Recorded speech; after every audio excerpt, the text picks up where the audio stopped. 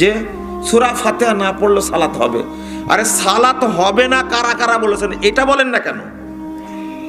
আপনি মনে বুঝলেন না আমার কথাটা। ঘুষ খেতেন, সুদ খেতেন, এখন বুড়া গেছে খান না, তা আগের যে খেয়েছেন ওটা কি হবে বুঝেন না? একটা ইবাদত করতে গিয়ে জানা ছিল না, ভুল করেছে, তাই না? আল্লাহ মাফ করবেন না? দোয়া করার জন্য বৈধ ওসিলা কি? দোয়া করার জন্য বৈধ ওসিলা কি? ওসিলা প্রশ্ন করেছে, তাই না?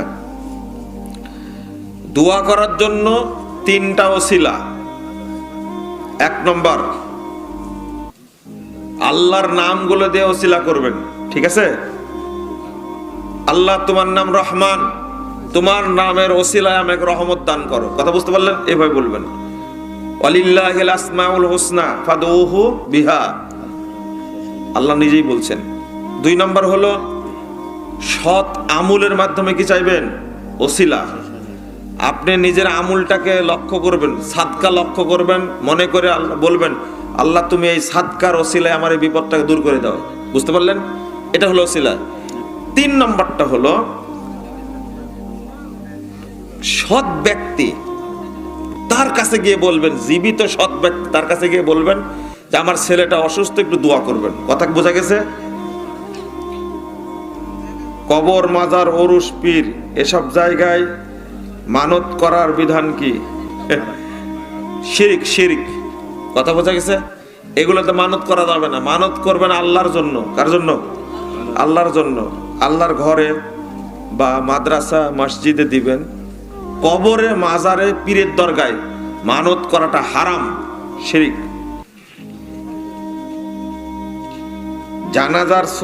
জানাজায় সূরা ফাতিহা পড়তে হবে কি? জানাজার সালাতে সূরা ফাতিহা পড়তে হবে।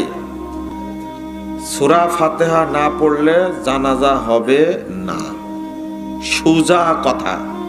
অত ব্যাখ্যা দেওয়ার দরকার নাই। রাসূল সাল্লাল্লাহু আলাইহি ওয়াসাল্লাম বলছেন, মান সাল্লা সালাতান, কেউ যদি কোনো সালাত পড়ে, লাম ইয়াকরা ফিহা উম্মুল কোরআন, আর সেখানে যদি সূরা ফাতিহা না পড়ে, ফাহুয়া খেদাজ, খেদাজ, খেদাজ। খেদাজ অর্থ হলো বাতিল, অর্থ করেছেন বুতলান, তো নষ্ট।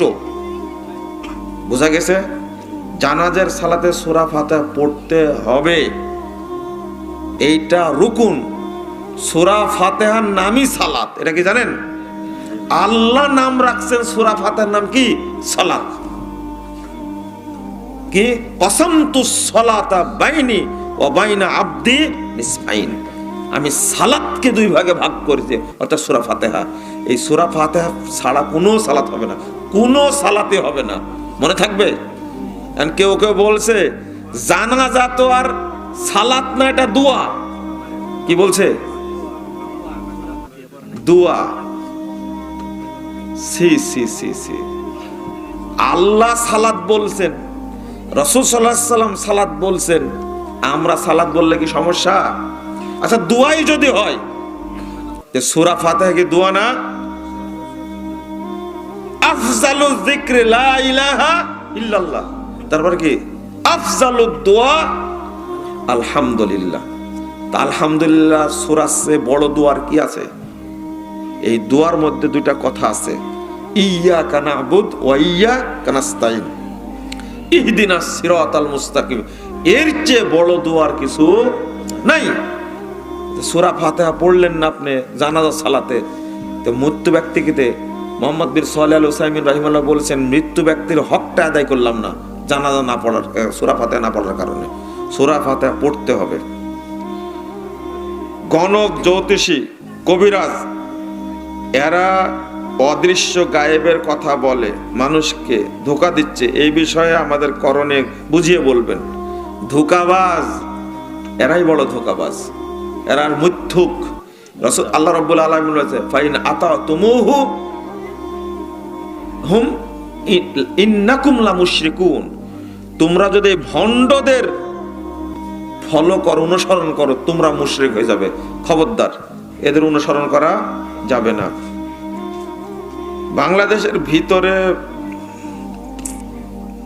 এবার চশমা লাগবে,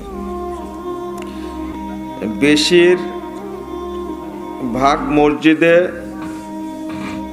কি জামাতে দুইজনের মাঝে ফাঁকা থাকে, এটা কি সঠিক? না, পায়ে পা টাকনুর সাথে টাকনু মিলে সালাত আদায় করবেন, এটাই সুন্নাহ। দুইজনের মাঝে 4 আঙ্গুল ফাঁকা রাখবে, এটা শয়তানি ফতোয়া। কি ফতোয়া? এটা শয়তানি ফতোয়া। পায়ে পা কাঁধে কাঁধ মিলে সালাত আদায় করলে রাসূল সাল্লাল্লাহু আলাইহি ওয়াসাল্লাম বলেছেন রাফাআল্লাহু লাহু দারাজা ওয়া বানা লাহু বাইতান ফিল জান্নাহ, আল্লাহ তার মর্যাদা বৃদ্ধি করে দেবেন, তার জন্য আল্লাহ জান্নাতে একটা ঘর তৈরি করবেন। পায়ের সাথে পা মিলিয়ে দাঁড়ায় সালাত পড়তে হবে। জনৈক বড় মাপের একজন সালাফি আলেম বলেছেন, জানাজার সালাতে সূরা ফাতিহা ছাড়াও পড়া যাবে, এ ব্যাপারে আপনার মন্তব্য কি? বলেছেন সালাফি আলেম বলেছেন, এটা আমার জানা নাই।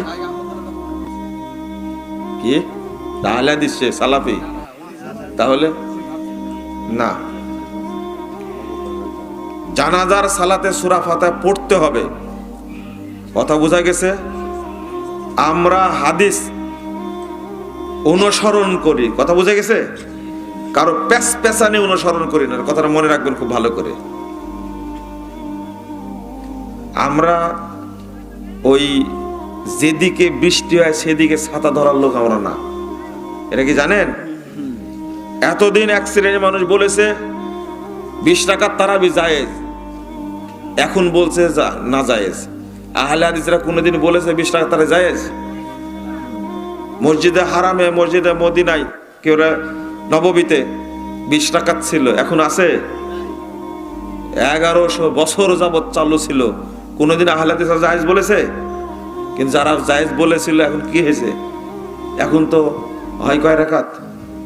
20 রাকাত তো নাই, 11 রাকাত 13 রাকাত হয়। এখন যাবেন কোথায়? আমরা ওই রকম না। এক শ্রেণীর আলেম বলেছে বাংলাদেশে 3 মিনিট দেরি করে, 4 মিনিট 5 মিনিট দেরি করে ইফতারের আজান দেওয়া হতো, তার আপোষ করেছে। আহলে হাদিসরা কোনদিন আপোষ করেছে? 54 বছর যাবত এই বাংলাদেশে চলেছে এই অত্যাচার, মায়ের পেট, মসজিদ ভাঙ্গা, মাদ্রাসা ভাঙ্গা। আহলে হাদিসরা কখনো আপোষ করেনি। গত বছর এসে এই 3 মিনিট উঠায় দিছে, দেয়নি? আহলে হাদিসদের ফতোয়াই ঠিক আছে, আমাদের শিখাতে আসেন না। ওই চাল ভিজানি কথা আমরা বলি না, কথা পরিষ্কার। সূরা ফাতিহা রুকুন, সূরা ফাতিহা রুকুন, আর রুকুন না হলে সালাত কি হয়ে যায়? বাতিল হয়ে যায়। কেন? ইমাম আহমদ বিন হাম্বল আলেম না? ইমাম শাফি আলেম না? তার কথাটা বলছেন না কেন? শুধু বলছেন এতটুকু কথা যে সূরা ফাতিহা না পড়লে সালাত হবে। আরে সালাত হবে না কারা কারা বলেছেন, এটা বলেন না কেন? আপনি মনে বুঝলেন না আমার কথাটা। বলেন, শেখ বিন বাজ বলেছেন সূরা ফাতিহা পড়াটা ওয়াজিব, শেখ উসাইমিন বলেছেন রুকুন, ইমাম শাফি বলেছেন সূরা ফাতিহা পড়া ওয়াজিব, ইমাম আহমদ বিন হাম্বল রাহিমাহুল্লাহ সূরা ফাতিহা পড়া কি? আপনি এগুলো বলতে পারছেন না কেন? এগুলো নামটা উল্লেখ করে ফতোয়াটা দেন, মানুষ যেটা পারবে সেটা করবে, তা বলবে না। সূর্য ওঠার কতক্ষণ পরে ইশরাকের সালাত পড়তে হবে? ভালো প্রশ্ন করছেন একটা। সূর্য ওঠার 15 থেকে 20 মিনিট পর সালাত পড়বেন, ঠিক আছে? ইশরাকের সালাত। পাত্রী দিনদার কিনা বুঝতে কি কি প্রশ্ন করা যেতে পারে? কিভাবে বুঝতে পারবো পাত্রী দিনদার? এটার বুঝার প্রথম সূত্র হলো আপনি দিনদার কিনা। কথা বুঝেননি? আপনি দিনদার কিনা। কারণ আল্লাহ বলে দিয়েছেন ভালোর সাথে ভালো, খারাপের সাথে কি খারাপ।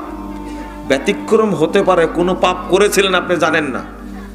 একজন লোক আমাকে বলছিলেন যে লোকের কারণে আমার রায়টা হয়েছে যাবজ্জীবন, আমি কিন্তু এই লোকটাকে মারিনি বলছে, কিন্তু এই লোকের মামলায় আমার যাবজ্জীবন হলো কেন? আমি বলছি আগে কোনো এরকম ঘটনা ঘটছিল কিনা? বলছে হ্যাঁ, এর আগে কিছু ঘটনা আছে, তো ওইটা ভেসে গেছেন আপনি, বুঝেন না? ব্যতিক্রম হতে পারে। আপনি ভালো কিনা 1 নম্বর। তাহলে আপনি পাত্রী কি পাবেন। 2, আল্লাহর কাছে বলবেন। আল্লাহ একটা দিনদার মেয়ে বা মেয়েরা বলবে একটা দিনদার ছেলে কি, কারণ আপনার চেয়ে ভালো মানুষের মধ্যে কেউ জানে না আপনি খারাপটা ভালো, তাই না? আপনি জানেন, এটা তো আপনার মানদণ্ড। কোনোভাবে বুঝার কোনো উপায় নাই বর্তমানে, কারণ বুরকার মধ্যে যত শয়তানি এখন, কথা বুঝেননি? বুরকা পরে নাটক করছে, বুরকা পরে যত ফষ্টি নষ্টি সব করছে, তাই না? তো দ্বিতীয় সূত্র বললাম কি, আল্লাহর কাছে কি বলবেন, দোয়া করবেন। 3 নম্বর সূত্র, বাবা মাকে বলবেন, মা দোয়া করো আল্লাহ যেন একটা ভালো মেয়ে পাওয়া যায়। কথা বোঝা গেছে? আর কোন সূত্র আমার জানা নাই। ইস্তেখারা সালাত কি, মানে ওই প্রশ্ন করেছে, বিয়ে করবে তাই মনে হয়। এটা কিভাবে পড়তে হয়? ইস্তেখারা করবেন, ইস্তেখারা করুন। কিভাবে করতে হয়? সালাতের কথাও আসছে, সালাত পড়লেন, দোয়া করলেন, আপনার মনটা যেদিকে যাবে। ইস্তেখারা মানে আল্লাহর কাছে কল্যাণ চাওয়া, ঠিক আছে? আল্লাহর কাছে কি চাওয়া? দোয়ার মধ্যে তাই বলা আছে কল্যাণ চাওয়া। আপনি দোয়াটা পড়লেন, সালাত পড়তে পড়তেও পড়তে পারেন, দোয়াটা সালাতের বাইরেও পড়তে পারেন, কিন্তু দোয়াটা মাঝে মাঝে পড়বেন আল্লাহর কাছে। যেটা দোয়া পড়ার পরে যেটা সিদ্ধান্ত নেবেন ওর মধ্যেই কল্যাণ আছে, ইনশাআল্লাহ কল্যাণ আছে। বাহ্যিক প্রথম দেখছেন যে খুব ডিস্টার্ব করছে, কিন্তু রুব্বা সাররেন খায়ের, তাই না শেখ? কিছু কিছু অকল্যাণের মধ্যে কি থাকে, কল্যাণ থাকে। প্রথম আপনার কাছে কল্যাণ নাও মনে হতে পারে, কিছুদিন পর দেখবেন যে কল্যাণে ভর্তি হতে পারে। এরকম বর্তমানে কি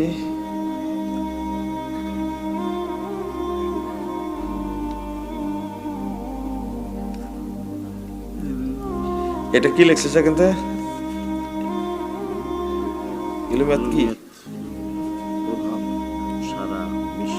কি জিনিসটা, এটা আমরা কিভাবে এর থেকে রক্ষা পাবো, বিশেষ করে যুবকের? আমি জিনিসটা বুঝিনি, আপনারা যাকে বলতে পারলে বলেন। কে প্রশ্ন করছে এটা? এটা বলবে না, অন্য কোনো জিনিস মনে হয়। এটা কি এটা প্রশ্ন না তো, যে দাওয়া সম্পর্কিত বিজ্ঞাপনটা লেখা। ও দেখেন, কাজের কাজ করেছেন, কি কি বলতে হবে সেগুলো লিখছেন। হাফিজাহুল্লাহ, আল্লাহ তাকে হেফাজত করুন। আল্লাহুম্মা সাল্লি আলাই, আল্লাহ তার উপর রহম করুন। আল্লাহুম্মা বারিক আলাই, দামাত বারাকাতুল্লাহিল আলিয়া। আলাই তাকে আলাই দামাত বারাকাতুহু বলে। এই যে কি কি বলা যাবে কি বলা যাবে না লিফটেড করেছে আর কি। জাযাকুমুল্লাহ খায়রান। শেখ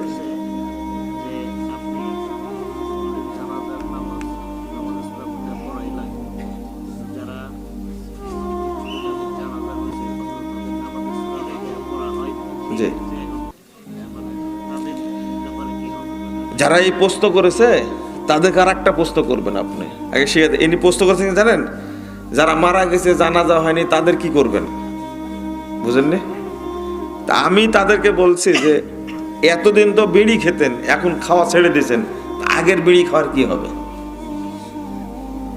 বুঝেননি কথা? হ্যাঁ, আগে তো সুদ খেতেন, ঘুষ খেতেন, জেনা করতেন, এখন সব ছেড়ে দিয়েছেন, এখন করেন না। তা আগের গুলোর কি হবে? ওই ফয়সালাটা দেন আগে।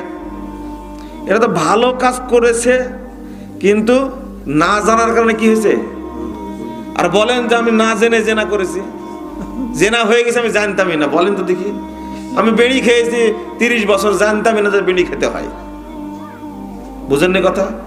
যেগুলো ভুল করে করেছেন, আপনার কাছে যারা প্রশ্ন করেছে তার অন্তরটা ভালো না, ওই উত্তরদাতা আমাকে লাগবে।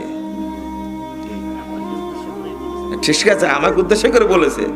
এই প্রশ্নগুলোর উত্তর আছে আপনাদের কাছে? এতদিন যে ঘুষ খেতেন, সুদ খেতেন, এখন বুড়া গেছে খান না, তা আগের যে খেয়েছেন ওটা কি হবে? বুঝেননি?